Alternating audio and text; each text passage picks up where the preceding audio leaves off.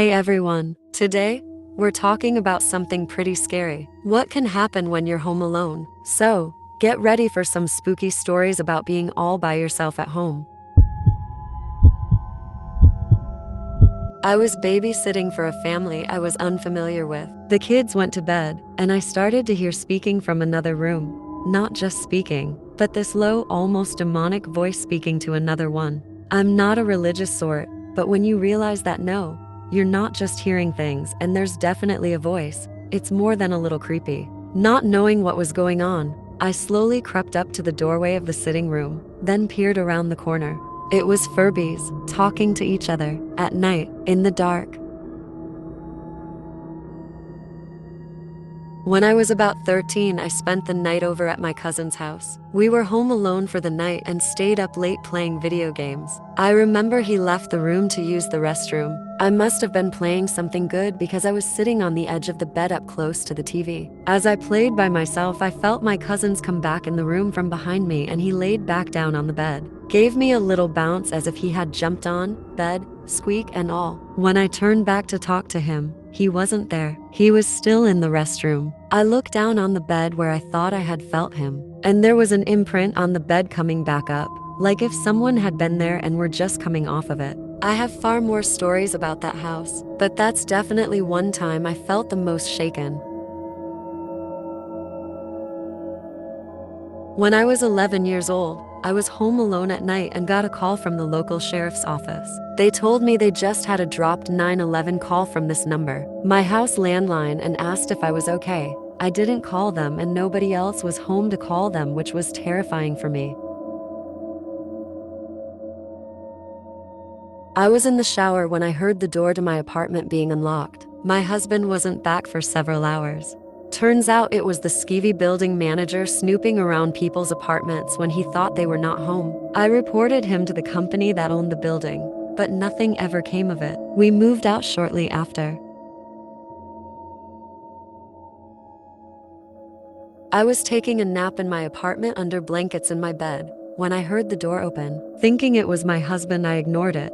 But about 5 minutes later, I heard several female voices. I'm thinking I'm dreaming, so again, I ignored it. The voices got louder, and suddenly my bedroom door opened. I freaked out and bolted upright in bed. 3 women were in my apartment, 2 young, 1 older. I shrieked. They shrieked. They ran out of my apartment. It turned out that the management company showed the wrong apartment available for rent that day. I got an apology and a bouquet of flowers.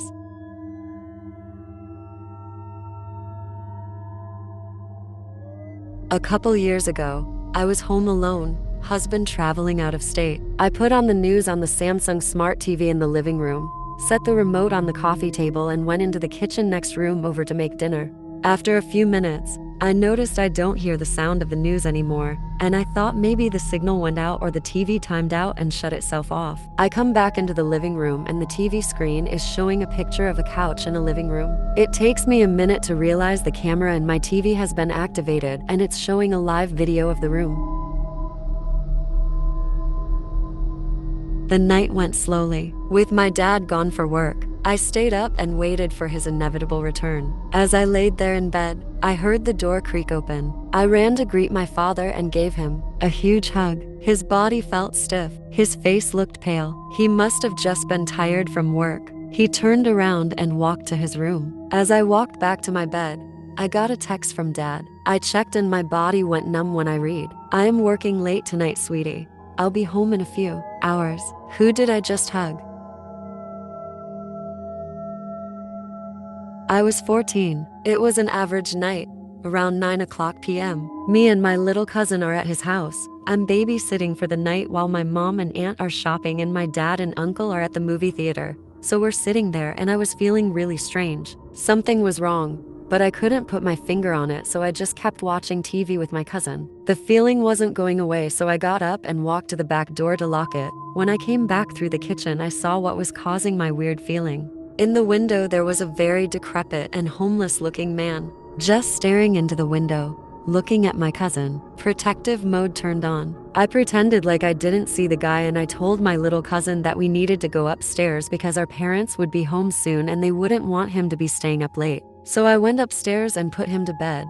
knowing damn well that there was a man outside that wanted in. I was about 125 pounds and 5'8" at the time, and I played football for my school. If I remember correctly, I went downstairs and straight into the kitchen and grabbed one of those meat tenderizing hammers, turned back to the window where I saw him before. He was not there. I ran back to the front door and checked that it was locked. Both the deadbolt and the knob were locked. Ran back upstairs with my meat tenderizer and went into my cousin's room and sat down in front of the door. He asked me what I was doing, and I said that he didn't need to worry about it and that he should keep his head low.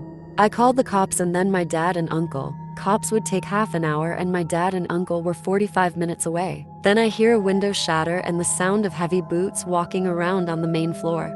I told my cousin to stay calm, hide under the covers, and to keep silent. I could hear the guy walking around downstairs. It was horrifying. I gripped that damn meat tenderizer and waited. About 5 minutes pass, and then I hear the boots walking upstairs. At this point, I was having a freaking heart attack.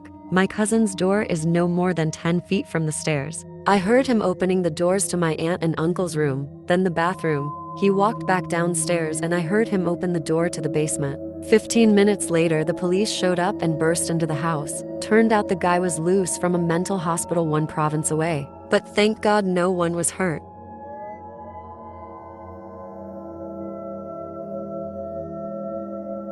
I was home alone when I was 16, and my parents were not home, so I was just chatting with some of my friends and eating.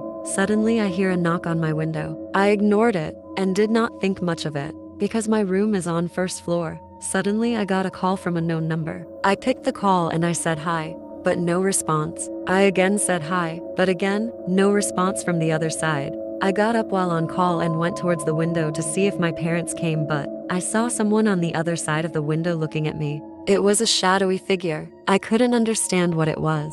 I screamed, threw my phone, and ran outside of the room. After 15 minutes, I came back, being brave, and picked my phone. The call was still on the line. Why the hell someone would do a call and don't response? I cut the call and looked towards the window. There was no one. I breathed in relief and called my parents and told them what happened. They told me to lock all the door and that they will be back in some minutes. I lived in a heavily haunted house.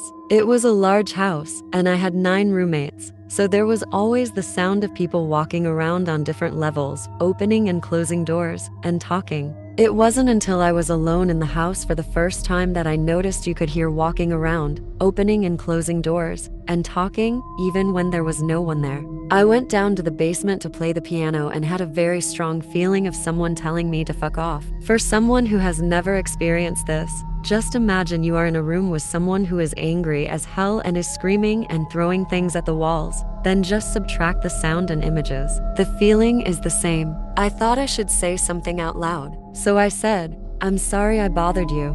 I'll leave now because I respect you as a roommate." It was when I said the word roommate that the feeling stopped and things got very calm. I went back upstairs to my room, feeling very shaky. Maybe I should mention this was probably 2 or 3 a.m., so getting out of the house and going somewhere wasn't really an option. I was sitting in my bed for about 20 minutes when I saw something on my wall. The best way to describe it would be to say that it wasn't visible, but looked sort of like when the predator has its invisibility turned on. It was shaped like a 3-foot-long salamander. It crawled down my wall and up onto my bed and then disappeared.